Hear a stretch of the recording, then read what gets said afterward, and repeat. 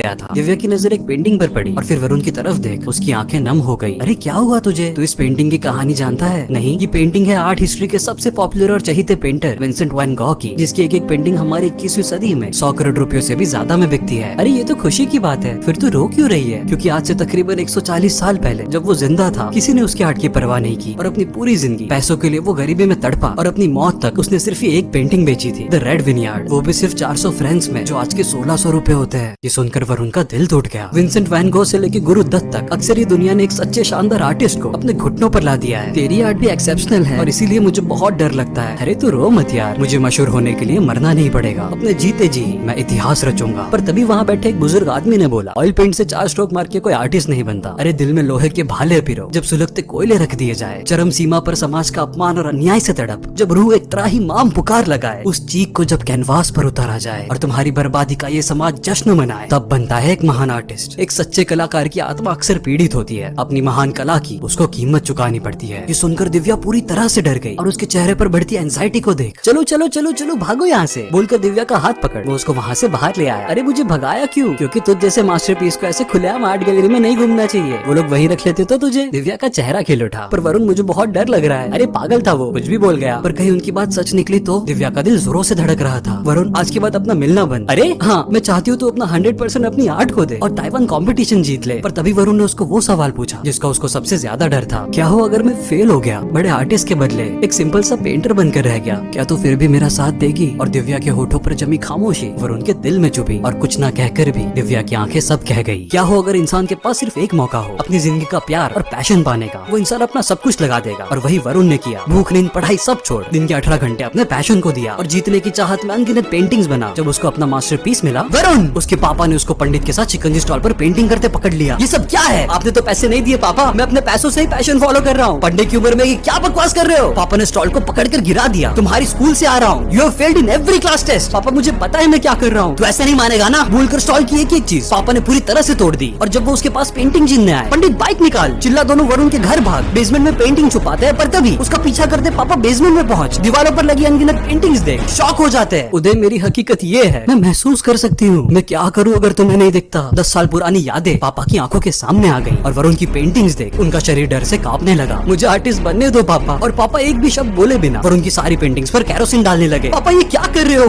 Please नहीं, मैंने जान छिड़की है इसमें। पर अपनी लाल आंखों में गुस्सा लिए वरुण की सारी पेंटिंग्स जला दी। ये आर्ट सिर्फ बर्बादी लाती है बेटा, और जिस लड़की के लिए तू इतना सब कुछ कर रहा है, 10 साल बाद जब फुटपाथ पे अपनी पेंटिंग बेचेगा ना, प्यार तो दूर तेरे सामने थूकेगी तक नहीं। सैकड़ों घंटों की मेहनत चंद सेकंडों में बर्बाद हो गई। पर तभी ये ले भाई, पाले अपनी औरत को। पंडित ने कंपटीशन में भेजने वाला मास्टरपीस बचा लिया था और उसको जोर से गले लगा। तेरे बिना मैं क्या करता पंडित? अंकल की बातों को नजरअंदाज मत कर भाई, शायद वो गलत नहीं है। क्या मतलब? पिछले 2 महीनों से तो उसके लिए दिन रात मेहनत करे जा रहा है। उसको मिले बिना तो दुखी है, पर उसकी कहानी कुछ और ही है। वो नॉर्मल है, बल्कि वो खुश है। और उसके वो सिर्फ दोस्त वाले धवल से वो और करीब आ चुकी है। तुझे नहीं लगता भाई तू सिर्फ एक ऑप्शन है जिंदगी में? जब तुम्हारा सगा बाप, तुम पे जान छिड़कने वाला दोस्त और खुद उस लड़की की खामोशी भी सच का संकेत देती है, पर तुम नहीं सुनते क्योंकि तुम प्यार में हो और प्यार कभी भी उम्मीद नहीं छोड़ता। वरुण ने जब पेंटिंग्स ताइवान भेजी, रिजल्ट आने पर वो दिव्या से मिला और वरुण की झुकी आंखें और खामोशी देख, तुम जीत गए क्या? वरुण ने नाम में सर हिलाया। ओह, तो टॉप 10 में आए क्या? वरुण की आंखें झुकी ही रही। टॉप 50 नहीं, टॉप 100। उन्होंने मेरी पेंटिंग सिलेक्ट ही नहीं की दिव्या। और वरुण के ये बोलते ही दिव्या की आंखें भर आई। और वही हुआ जिसका वरुण को डर था, हम नहीं मिलेंगे आज से। बोलकर एक सेकंड में वरुण का दिल तोड़ दिव्या वहाँ से जाने लगी और बेबसी से वरुण ने उसका हाथ पकड़ रोकने की कोशिश की, तभी किसी मसीहा की तरह उसका हाथ छुड़ा। तो जा दिव्या, प्रॉपर धवल ने बोला और पहली बार अपनी असलियत दिखाई। क्या पूछा था तूने उस दिन? मैं उसका बाप हुआ भाई।